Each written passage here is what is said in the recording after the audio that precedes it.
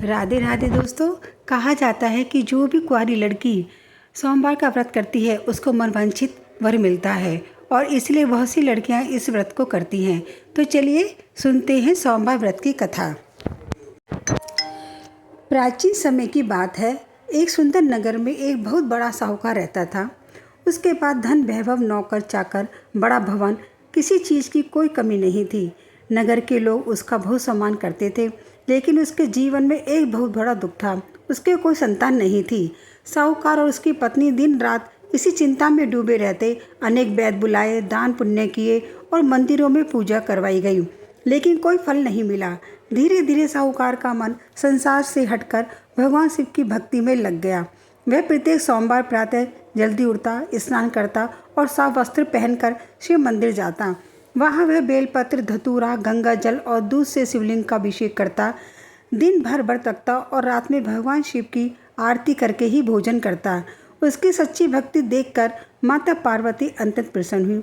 एक दिन उन्होंने भगवान शिव से कहा, प्रभु, यह साहूकार आपका बहुत बड़ा भक्त है। इसकी गोद सुनी है, कृपा करके इसे संतान सुख दीजिए। भगवान शिव बोले, देवी, इसके भाग्य में संतान सुख नहीं लिखा है, लेकिन तुम्हारे आग्रह पर पुत्र प्राप्त होगा, परंतु उस बालक की आयु केवल 12 वर्ष होगी। यह बात साहूकार सुन चुका था, क्योंकि वह मंदिर के एक कोने में बैठा पूजा कर रहा था। उसके पुत्र की खुशी भी हुई और उसकी अल्प आयु का दुख भी। फिर भी उसने भगवान की इच्छा मानकर भक्ति जारी रखी। कुछ समय बाद साहूकार के घर एक सुंदर पुत्र का जन्म हुआ। पूरे नगर में उत्सव मनाया गया, गरीबों को भोजन कराया गया, वस्त्र बांट दिए गए, मंदिरों में दान दिया गया। साहूकार अपने पुत्र को बहुत प्रेम करता, लेकिन मन ही हर दिन उसकी आयु घटने की चिंता में रहता। समय बीतता गया। बालक बुद्धिमान, विनम्र और सुंदर निकला। जब वह 11 वर्ष का हुआ तब साहूकार ने सोचा, यदि यह घर में रहेगा तो मोह बढ़ेगा, इसे शिक्षा के लिए काशी भेज देना चाहिए। उसने बालक को अपने मामा के साथ काशी भेज दिया। जाते समय उसने बहुत सारा धन दिया और कहा, रास्ते में जहाँ भी जाओ यज्ञ, दान और भूखों का भोजन अवश्य कराना। दोनों यात्रा पर निकल पड़े। वे जहाँ भी रुकते ब्राह्मणों को भोजन कराते, गरीबों को दान देते और भगवान शिव की पूजा करते।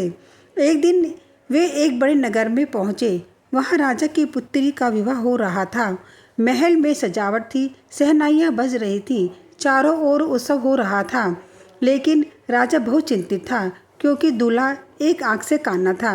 राजा को डर था, यदि राजकुमारी ने दूल्हे को देख लिया तो विवाह टूट जाएगा और राज्य की बदनामी होगी। तभी राजा की नज़र साहूकार के पुत्र पर पड़ी। वह अत्यंत सुंदर और तेजस्वी था। राजा ने मामा से विनती की, कुछ समय के लिए इस बालक को दूल्हा बनाकर मंडप में बैठा दीजिए। विवाह संपन्न होते ही इसे विदा कर देंगे। मामा ने मजबूरी में मान गए। विवाह की सभी रस्में उसी बालक के साथ पूरी हुई। राजकुमारी भी मन ही मन उससे प्रसन्न थी, लेकिन विदा से पहले साहूकार के पुत्र ने चुपके से राजकुमार की चुनरी पर लिख दिया, तुम्हारा वास्तविक विवाह मेरे साथ हुआ है। जो दूल्हा जा रहा है वह एक आँख से काना है। जब राजकुमारी ने यह पढ़ा तो उसने कानी दूल्हे के साथ जाने से मना कर दिया। उधर साहूकार का पुत्र और मामा आगे बढ़ गए। कुछ समय बाद वे काशी पहुंच गए। वहां पहुंचते ही बालक की तबीयत अचानक खराब हो गई। देखते ही देखते उसके प्राण निकल गए। मामा फूट फूट कर रोने लगे। उन्हें साहूकार की बात याद आने लगी। पूरा घर शोक में डूब गया। उसी समय भगवान शिव और पार्वती माता वहां से गुजर रहे थे। माता पार्वती ने रोने की आवाज़ सुनी और बोली, प्रभु, यह वही बालक है जिसके लिए मैंने आपसे प्रार्थना की थी। इसकी माता पिता की क्या हालत होगी, कृपा करके इसे जीवन दान दीजिए। भगवान शिव बोले, देवी, इसकी आयु पूरी हो चुकी है। लेकिन माता पार्वती के बार बार विनती करती रहीं। अतः भगवान शिव प्रसन्न हुए और बोले, सोमवार व्रत और सच्ची भक्ति के प्रभाव से यह बालक पुनः जीवित होगा। भगवान शिव ने उस बालक को आशीर्वाद दिया और देखते ही देखते बालक जीवित हो उठा। मामा की खुशी का ठिकाना नहीं रहा। उन्होंने भगवान शिव को बार बार प्रणाम किया। शिक्षा पूरी करके जब वे लौटने लगे तो उसी नगर में पहुँचे जहाँ राजकुमारी का विवाह हुआ था। राजा ने उस युवक को पहचान लिया। उसने सारी सच्चाई जानकर अपनी पुत्री का विवाह उसी युवक के साथ विधि पूर्वक कर दिया।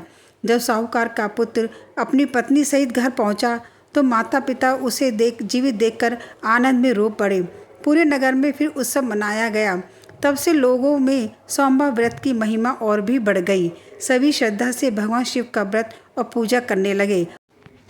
तो दोस्तों, जो व्यक्ति सच्चे मन से सोमवार का व्रत करता है, भगवान शिव की पूजा करता है, उसकी सारी मनोकामना भगवान शिव पूरी करते हैं और उसके हर संकट को हरते हैं। तो इसलिए सोमवार का व्रत हर किसी व्यक्ति को करना चाहिए। अगर